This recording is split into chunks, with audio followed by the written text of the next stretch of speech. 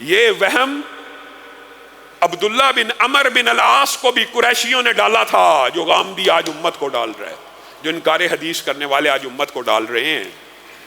قریشیوں نے کیا کہا تھا؟ عبداللہ بن عمر بن العاص کو کیا کہا تھا؟ رسول اللہ بشر، اللہ کے رسول انسان ہی تو ہیں، یتکلم فی الغضب والرضا، گفتگو کرتے ہیں کبھی غصے میں ہو تب بھی، اور گفتگو کرتے ہیں جب کبھی خوشی میں ہو تب بھی۔ آپ انسان ہیں، آپ کو کبھی غصہ آتا ہے، آپ کو کبھی خوشی ہوتی ہے، کبھی خوشی اور مسرت کے لمحات میں آپ ہوتے ہیں، کبھی غیظ و غضب میں، انسان ہے۔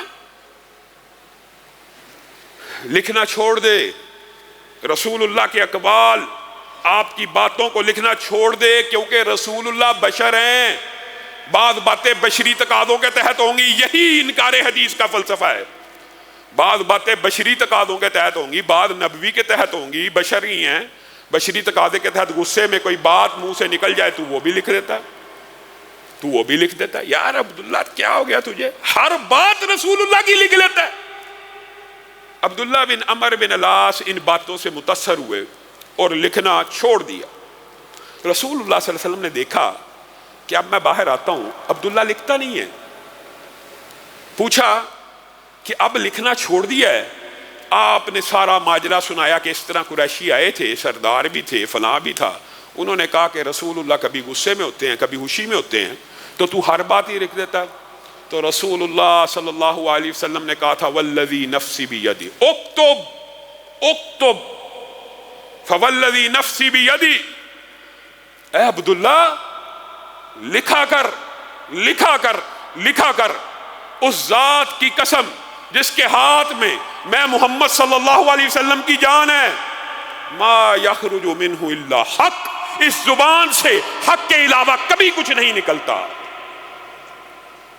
کہاں گیا غامدی فلسفہ؟ یہ جی رسول اللہ صلی اللہ علیہ وسلم نے کی عادت تھی، معاذ اللہ۔ عادت دین نہیں ہے، عادت سنت نہیں ہے جی۔ داڑھی رکھنا جی، عورتوں کا حجاب کرنا جی، عورتوں کا اس طرح کا جلباب اوڑھنا، یہ عربوں کی عادت تھی۔ بدبخت جھوٹ بولتے، برہنہ طواف کیا کرتے تھے۔ یہ جی عادات تھی، عادات کی پیروی نہیں ہوگی، نبوت کی پیروی ہوگی۔ یہ سب جھوٹ اور فراڈ ہے۔